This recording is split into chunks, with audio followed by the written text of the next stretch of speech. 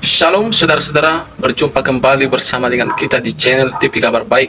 Saya berharap kabar kita semua baik-baik saja, selalu diberkati oleh Tuhan.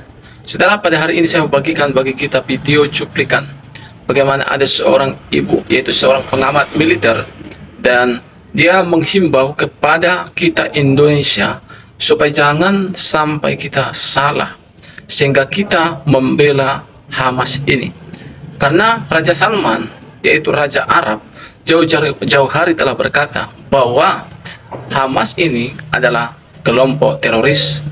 Dan kita sebagai rakyat Indonesia, marilah kita bijak, karena Hamas ini punya kepentingan sendiri.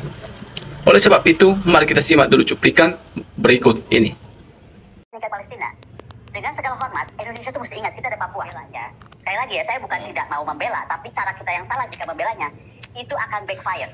Percaya saya. Dan juga banyak kan negara menyatakan bahwa Hamas itu adalah teroris, termasuk juga Arab Saudi. Raja Salman menyatakan Hamas teroris itu sudah jauh-jauh hari loh. Jauh hari, ada 12 orang kali ditangkap di Arab Saudi. Aneh. Nah, tiba-tiba ada yang marah. Kenapa ada pernyataan seolah-olah kalau sikap Amerika terhadap Gaza itu tetap tegas, bahwa dia nggak mau ada GIP dan lain-lain. Padahal kita tuh mesti tahu bahwa Hamas, GIP di Palestina itu bagaimanapun juga adalah penggunaan proksi daripada Iran. Jadi kita kan makanya dari awal saya bilang, melihat Palestina dan Israel itu nggak bisa cuma seolah dua negara. Ada konteks geostrategis, geopolitik Timur Tengah yang kita harus pikirkan. Sehingga ketika Biden dan juga banyak kan negara menyatakan bahwa Hamas itu adalah teroris, termasuk juga Arab Saudi. Raja Salman menyatakan Hamas teroris itu sudah jauh-jauh hari loh. Jauh hari, ada 12 orang kali ditangkap di Arab Saudi. Nah, menurut saya pernyataan Biden tentang bagaimana menempatkan Hamas sebagai teroris itu adalah rasional gitu. Kenapa rasional? Karena bagaimanapun juga nggak mungkin kalau kita tuh pemimpin negara yang punya common sense, kemudian tidak menganggap Hamas itu teroris. Jadi gini loh, kita mesti bisa betul antara siapa di Palestina ada siapa saja, itu dulu. Nah, ini cuma saya baru ngomongkan satu contoh. Sekarang contoh lain, misalnya kita tuh ada terbelah tentang masalah Zionis.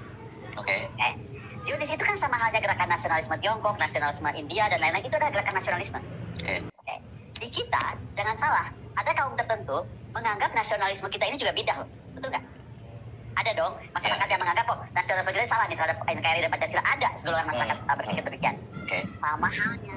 Jadi di Israel pun tidak satu suara. Ada yang menganggap Zionisme itu adalah sebuah gerakan nasionalisme. Ada yang menganggap itu adalah bidah juga. Jadi jangan tiba-tiba kita masuk ke sana, wah ini ternyata juga ditentang gitu kan. Tapi apapun konstelasi yang terjadi, menurut saya, ini saya baru contohkan dua loh. Saya belum contohkan. Ada berapa contoh sebenarnya kalau dari pengamatan atau analisis bukunya? Kayak sekarang kemarin saya bicara, ini kan sebenarnya gara-gara kemarin itu apa sih? Gara-gara kemarin itu adalah 160 roket Hamas dan GIP ditembakkan dari Gaza ke Israel di saat hari peringatan kota Yerusalem 10 Mei. Dan Israel dengan sistem pertahanan demikian canggih, itu otomatis Iron Dome-nya nyala. Nah, Iron Dome-nya nyala kan selesai. Dan saya lagi ya, di Israel itu dari konsep doktrinnya Moshe Dayan, pokoknya Israel itu nggak boleh diganggu-gugat. Kalau dia diganggu, dia seorang gila. Karena dia begitu menghormati tentaranya, begitu menghormati masyarakatnya, begitu menghargai kedaulatannya. Kembali kepada pernyataan tadi, misalnya Pak Ida tanya, kenapa sih Bu Koni bilang bahwa hubungan diplomatik? Karena begini, salah-salah kita menyikapi Pak Indra ya, salah-salah kita menyikapi Palestina. Dengan segala hormat, Indonesia itu mesti ingat, kita ada Papua. Hubungannya gimana? Nah, begini, masalah Papua itu sama, jadi ada masalah tentang orang merasa itu, kita dipaksa masuk kok, gitu, ke situ. Bukan dianggap kita merdekakan loh. Jadi ada yang menganggap kan kita tuh seolah-olah memaksa Papua gabung. Sama, di sana juga ada masyarakat yang terbaca seperti itu. Jadi jangan sampai cara kita yang salah membelanya. Sekali lagi ya, saya bukan tidak mau membela, tapi cara kita yang salah jika membelanya itu akan backfire. Percaya saya. Sekarang kita sudah di era informasi terbuka, ya kan? Kita bisa akan duga dari Hamas misalnya, ya kan, mempengaruhi orang-orang di Papua atau di Poso atau di manapun Indonesia berkembang, ya kan, akan menyatakan hal yang sama. Terutama adalah merasa mereka itu dipaksa menjadi itu. Jangan salah loh, ini sekarang Israel itu kan udah damai sejak perjanjian Oslo. Yerusalem ya, maksudnya Yerusalem menjadi state dan lain-lain. Ini ramai lagi kan sekarang gitu. Jadi kalau saya melihatnya, konteks kita bagaimana mendukung tidak boleh ada negara lain pun dijajah di dunia ini dan ini dan itu betul. Tapi kita mesti sadar juga, waktu itu Pak Ali Alatas juga ikut mendorong pertahanan Oslo Agreement. Apa artinya? Itu menjadi Yerusalem menjadi two state gitu kan istilahnya. Tapi saya tuh lebih tertarik sama ucapannya tahun 2001 Ustadz Arifin Yahya. Ustadz Arifin Yahya itu bilang bahwa selama periode kepemimpinan Nabi Muhammad itu tidak pernah melakukan serangan ke Yerusalem. Di Al-Quran pun tidak ada surat yang memerintahkan untuk mengambil alih Yerusalem. Dan di kitab Yahudi dan Nasrani berkali-kali disebut bahwa Yerusalem dan tanah Israel adalah tanah yang diberikan Allah untuk mereka. Ini menarik dari pandangan Ustaz Arifin ini ya. Jadi jika ingin membuktikan Islam itu damai, maka kalau menurut beliau kita itu hentikan usaha merebut kiblat agama Yahudi dan Nasrani itu untuk umat Islam. Karena sekali lagi menurut Ustaz Arifin Yahya di tahun 2021, saya catat banget ya, Nabi Muhammad tidak pernah melakukannya dan selama ribuan tahun umat Islam sudah salah kaprah menurut beliau, dan bangsa Indonesia dicengkoki doktrin seolah Palestina adalah perjuangan umat Islam. Dan padahal sesungguhnya adalah perjuangan bangsa-bangsa Arab. Kita nggak usah terlalu ikut campur ke sana. Nah, optionnya, ini saya cuma mau omongkan apa yang akan terjadi kalau kita teruskan perang ini ya. Ada possibility mengerikan, karena menurut saya Israel mungkin akan terus melancarkan serangan udara dan operasi darat di Gaza, peluncuran roket, kemudian memperluas wilayah serangan, kemudian berusaha menangkap atau menangkap pemimpin Hamas seperti Ismail Haniyeh, mungkin saja dilakukan. Kemudian bagaimana mencoba menyelamatkan Sandra, itu akan pasti dilakukan karena buat orang Israel satu tentara atau satu orang itu berharga 1.000 gitu kan kira-kira. Bagaimana juga bersiap menghadapi kemungkinan eskalasi konflik yang melibatkan Hizbullah, Iran, Arab Saudi misalnya, Mesir, Yordania, Amerika Serikat, itu sudah pasti dipikirkan sekarang oleh Israel. Dan bagaimana mengaktifkan cadangannya, reserve dia akan sangat besar di deploy, terutama untuk perbatasan utara dan timur. Kemudian bagaimana mencari dukungan diplomatik dan militer dari sekutu spesialnya itu tadi, the nation under God ya, two nation under God mereka bilangnya. Jadi Amerika dan Israel itu tidak terpisah.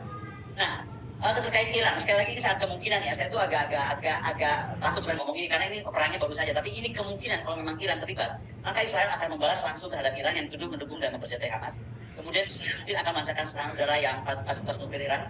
Bahaya ya perang nuklir, jadi bukan lagi Ukraina ini sekarang sudah geser, perang nuklirnya bakal ke Iran. Dan Israel mungkin juga menargetkan proksi sekutu Iran di kawasan Hizbullah, Lebanon, Suriah atau Houthi di Yemen.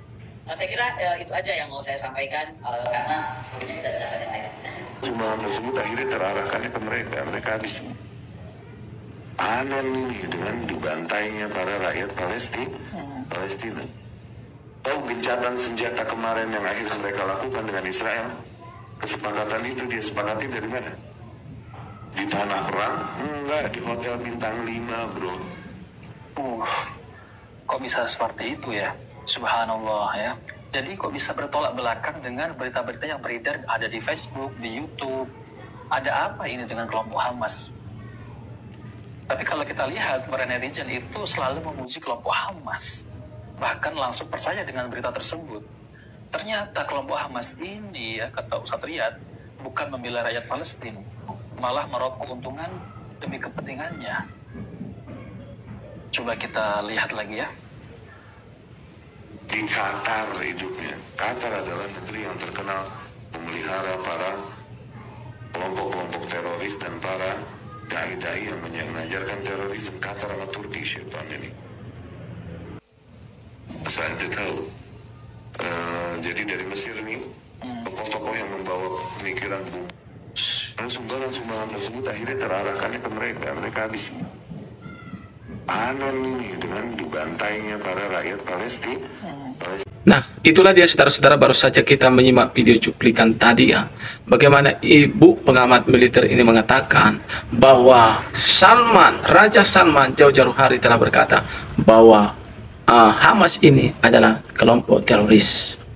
Ya, kita sebagai rakyat Indonesia cinta Palestina dan kita menginginkan perdamaian Israel dan Palestina. Tetapi yang menjadi persoalannya, yang menjadi permasalahannya, ya, apa sih penyebab dari peperangan ini? Penyebabnya adalah karena Hamas.